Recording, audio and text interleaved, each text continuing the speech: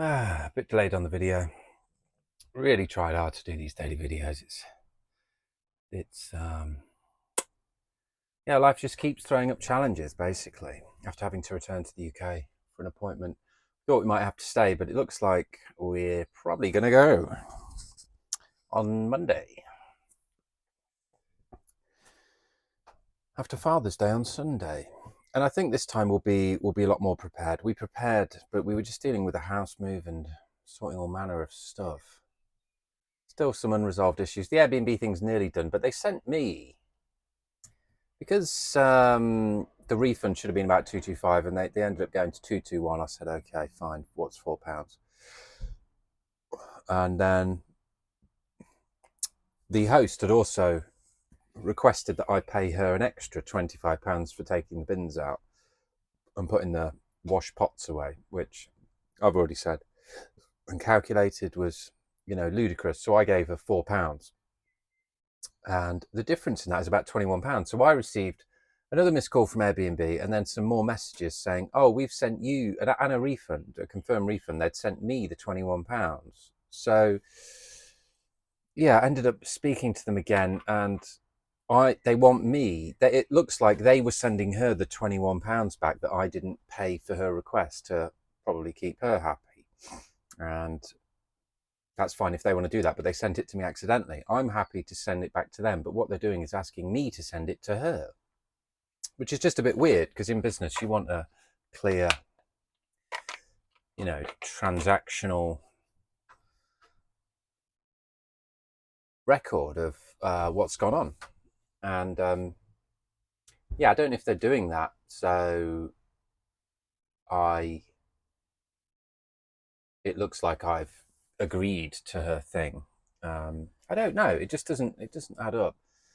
The iPad, or yeah, so I just want to kind of wrap all this up. We're just doing some last orders, and I think last time we'd packed the van, we'd stored loads of stuff, sold loads of stuff, refined what we needed, but then we still just had loads of stuff like all over the van back here, which was fine because we knew we were going to refine it. We guess we've just had a forced dress rehearsal, which yeah, we'll take.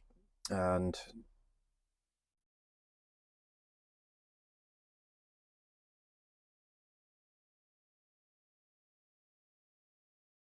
yeah, it's like life's been wild. It really has.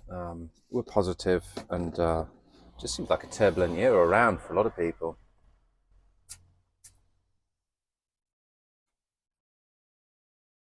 But looking forward to getting away. I think if we can get there. I was messaging the host yesterday saying I don't think we can come, and then I'm like, well, I think we can come. I think, yeah, we've come up with a plan to get there, and we'll plan out the meals so we know what we need. It's going to be a 2-night stopover, so if we leave on Monday, we'll need lunch and dinner for that night, then breakfast, lunch and dinner for the next night, and a second stopover, and then breakfast, lunch and dinner prepared for when we get there. So it's all plain sailing. Loved the hob and the camping gas stove. I think we could we could make the porridge for the breakfast on there easily, and heat up any prepared meals that we're planning nicely. And yeah, it worked really well. Cooking the steaks on there, it was delicious, absolutely delicious. So that's nice. We've got all that in the garage just underneath here. Oh, easy. But yeah, found loads more spots for the van. I guess we did the van, but it's nice to get to know, because you always have these smaller items, these extra items. The boxes are good, but we freed up a box space to put the bags in. So we just want to be really prepared, because we were showing up at the Airbnb, on the first night, we're just like, oh, what do we do? And you bring in a load of stuff.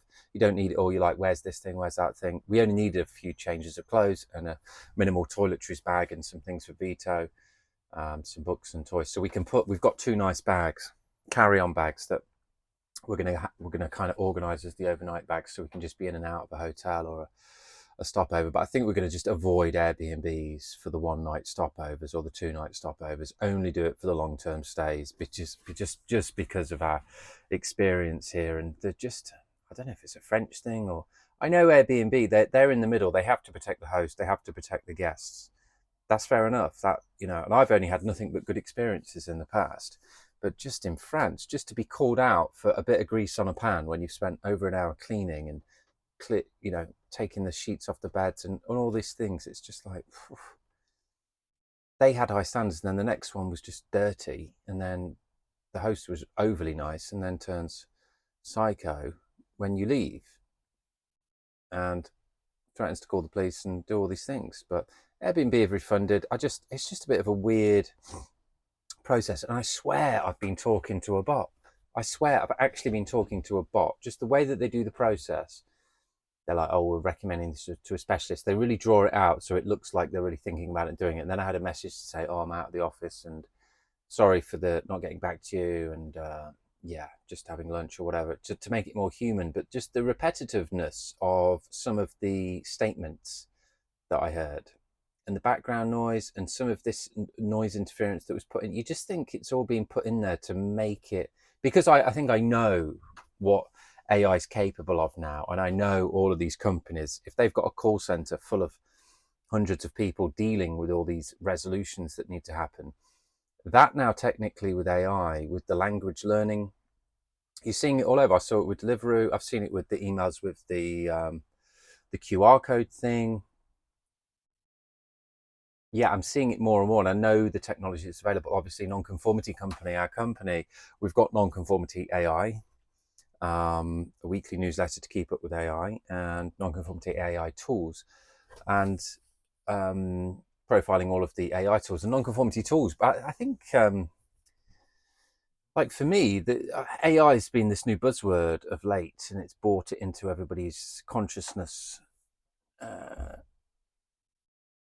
of what's available. But you know, for 5-10 years before that, all of these automation tools were there, which a lot of the AI tools now are just calling themselves AI tools when they were just automation tools before. It was just software, and obviously some of them are utilizing AI. But I think yeah, it's just pretty crazy what's available. And obviously we want to showcase that as much as possible and take Nonconformity Company to heights. I'm just going to make millions and channel it all back into growing it and helping other people. Like, it's just going to be like a kind of funneling of energies where we're helping people and taking money from the affiliate commissions and then funneling that back to helping more people and providing better education, and as we grow, showing people how that they can run more and more businesses utilizing a lot of these tools. And I'm really looking forward to getting into it. Got the new laptop, got the Starlink, got the battery, got the solar. Like, can go and work in a field for days, which is great because it didn't cost very much to do this. And that's what I also want to show with Nonconformity Company: different ways of living, and I just think we should be free most of the time to do what we want and let life unfold. So many people are chained down to things that they don't want to be doing and responsibilities, and then you get a house and then you've got to maintain it. And I'm not saying like don't maintain your house, but it all just adds up in the end to not a free life. And you just, with working and children and family, you just don't get any time for you. So in the eyes of continually experimenting with lifestyle design, we're threading that in. This is what Nonconformity Company is all about: showing people how to not conform to your past self or your current self, to start building things and experimenting, to build a life that suits you and suits the people around you and suits your passions, your interests. And yeah, it's really simple now to just build up I could have just chosen one of these and just stuck with that, but I'm trying to do something bigger to help and educate other people. But I could have just stuck with one of them and be easily making £5 a month now. £5 a month would allow us to roam around in this van, rent Airbnbs by the month, feed ourselves, and basically, you know, work an hour or two a day, which I think is enough. 3 hours maximum work. So yeah, we're just having some chill time today and planning. We're feeling positive, but it's just been a lot. It's been a lot. I'm not trying to hide anything from my growing audience of loyal fans out there. So yeah, I'll love you and leave you and catch up a bit later.